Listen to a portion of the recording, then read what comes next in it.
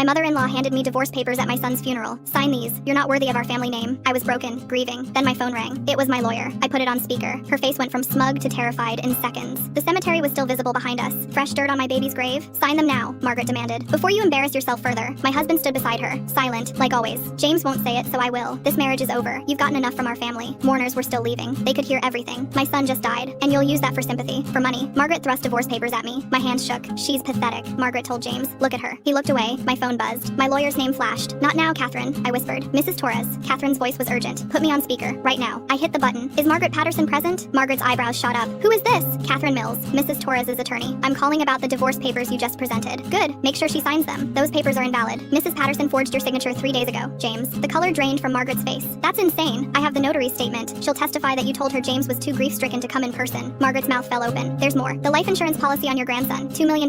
You tried to redirect it to yourself this morning. James grabbed his mother's arm. What? The insurance company flagged it as fraud. They've contacted police. Margaret's legs wobbled. She sat down hard on a bench. The policy names his mother as sole beneficiary. The mother you've spent the last hour calling a gold digger. People were gathering now. Funeral guests who'd heard the commotion. James looked at me. You knew? I set up the policy when he was born. When your mother told me I'd never be good enough for this family. You trapped him with that pregnancy. Margaret hissed. Our son? The one we just buried? Margaret, stop. James said weakly. No. Let her finish. Let everyone hear what she really thinks. Margaret's face twisted. You came from nothing. A waitress. You saw money and latched on. I was putting myself through nursing school. I make $90,000 a year. I never needed your money. Then why the life insurance? Because I'm a mother. My voice cracked. I never thought I'd be burying him at 7 years old. Several people in the crowd were crying. Mrs. Patterson, Catherine's voice cut through. I'm also calling about the house. Margaret froze. The house you've been telling everyone belongs to the family. I have the deed. Care to guess whose name is on it? Both of ours, James said, exclusively. Not Margaret Patterson. Mrs. Torres has been making 100% of the mortgage payments for 14 months, since James's business failed. James stared at me. How? Extra shifts, night shifts, weekend shifts. I looked at Margaret. While you told everyone I was lazy, Margaret's lawyer appeared, whispered something urgent. Her face went gray. One more thing, Catherine said. The college fund your mother-in-law managed. My stomach dropped. She liquidated it yesterday. All $73,000. Transferred it to her personal account. James lunged at his mother. You did what? Margaret backed away. I was protecting family assets. From his mother, the woman who just lost everything? She would have taken it in the divorce. There is no divorce. Margaret's lawyer pulled her aside. Mrs. Torres, Catherine said. I've sent the fraud charges to the prosecutor. They'll be filing within the hour. Margaret collapsed onto the bench, mascara running down her face. James knelt in front of me. I'm so sorry. You should have stood up for me at our son's funeral. He flinched. Mrs. Torres, Catherine said. One more thing. The prenuptial agreement Margaret insisted you sign? Everyone went silent. It's void. She witnessed it herself. Under California law, family members can't witness prenups. It was never legally binding. Margaret's face went white, which means you're entitled to half of everything, including the family trust James inherited, worth $8.4 million.